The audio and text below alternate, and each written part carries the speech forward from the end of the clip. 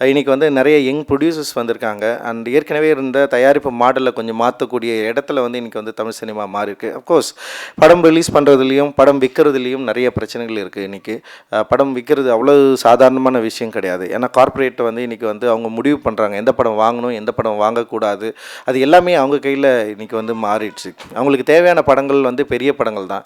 சின்ன படங்கள் அவங்களுக்கு வந்து தேவையே கிடையாது பெரிய பெரிய நிறுவனங்களுக்கு. பட் ஆனால் அவங்களுக்கு சின்ன படங்கள் எப்போ அவங்களுக்கு தேவைப்படுதுன்னா, ஒருவேளை அந்த படம் வந்து தியேட்டரில் ரிலீஸ் ஆகி ஓரளவுக்கு சக்ஸஸ் ஆச்சுன்னா, சக்ஸஸ் கூட என்னவா அவங்க பார்க்குறாங்கன்னா, ஒன்று வந்து தியேட்டரில் ரிலீஸ் ஆகிறது எப்படி அவங்க ரிலீஸ் பண்ணுறாங்க, என்ன மாதிரி வந்து பட்ஜெட்டில் இதை பண்ணியிருக்காங்க, அப்புறம் தியேட்டரில் ரிலீஸ் ஆனதுக்கப்புறம் அதுக்கு என்ன மாதிரி நாய்ஸ் கிரியேட் ஆகிருக்கு, அந்த நாய்ஸ் வந்து ஓடிடியில் வந்து ஸ்ட்ரெயிட்டு எடுத்துக்கிறாங்களா இல்லை வந்து பேப்பர் வியூ எடுத்துக்கிறாங்களா, மாதிரி நிறைய பிரச்சனைகள் இன்றைக்கி வந்து போயிட்டுருக்கு. ஒரு படத்தை எடுத்து தயாரித்து ரிலீஸ் பண்ணுறது வந்து பெரிய பெரிய கஷ்டம். அதை விற்கிறது, விற்பனையை வந்து நம்ம திருப்பி எடுக்கிறது அப்படின்றதும் ஒரு பெரிய சிக்கலான விஷயம். இந்த சமயத்துலேயும் சில படங்கள் வந்து மக்கள்கிட்ட பெரும் ஆதரவு பெற்று பல கோடிகளை சம்பாதிக்கிற படங்களாகவும் இருக்குது. அதுக்கு உதாரணம் மில்லியன் டாலர்ஸ் ப்ரொடக்ஷன் வந்து நம்ம வந்து சொல்லலாம். பல கோடி இல்லை, அவங்க இப்போ தான் வளர்ந்து வராங்க. அந்த பல கோடி பெறுவதற்கான வாய்ப்பை அவங்களுடைய ப்ரொடக்ஷன் நிறுவனம் பெறும் அப்படின்னு நான் நம்புறேன்.